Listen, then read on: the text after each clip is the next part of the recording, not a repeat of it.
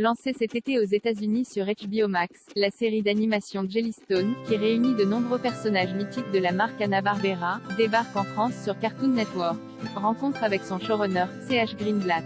Allociné, comment présenter Jellystone, qui revisite de manière moderne tous les héros cultes de la marque Hanna-Barbera?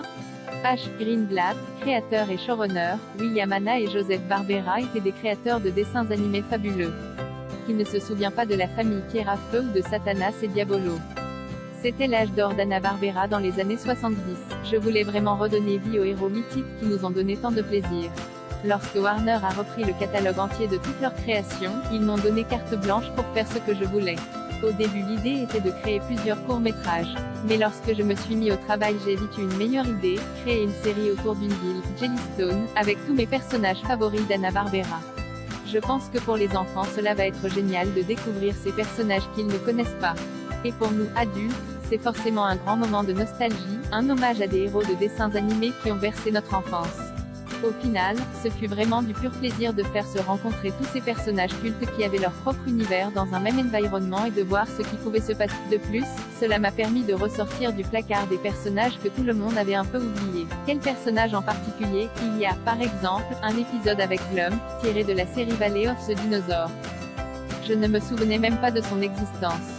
Mais nous avons aussi remis en avant Shazam dans d'autres. Il n'a jamais été considéré comme un classique d'Hanna-Barbera, mais dans notre série il devient presque un personnage principal. Nous avons aussi The Hillbilly Bears, une famille ours au Far West, et tant d'autres personnages que vous reconnaîtrez sûrement sans vraiment les connaître.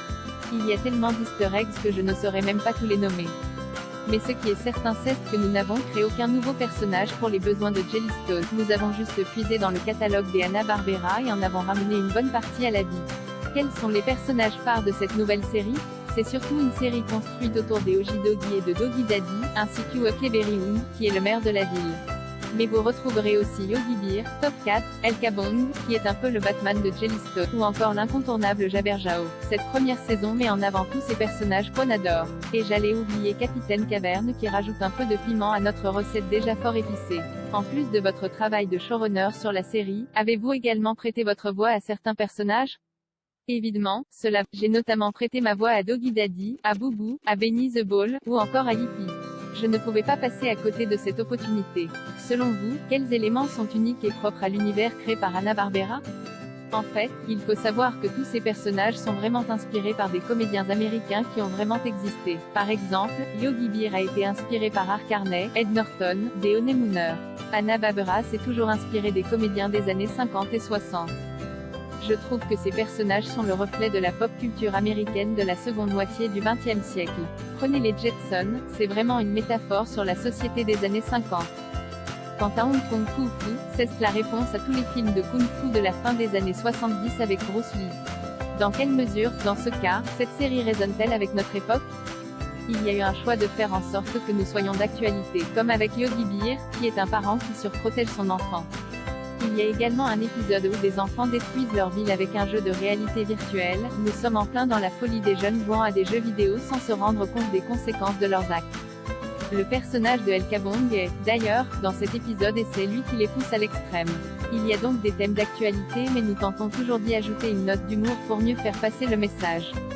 Il ne faut jamais prêcher mais toujours tenter d'éduquer. Au final, il faut toujours essayer de reconstruire ce tissu humain qui semble avoir disparu de notre société. C'est une série qui montre que l'on peut vivre ensemble malgré nos différences. J'espère que le public saisira cette sensibilité et ce message qui me semble essentiel. Et aussi qu'il prendra beaucoup de plaisir à regarder Jellystone. Jellystone est diffusé chaque samedi à 8h sur Cartoon Network.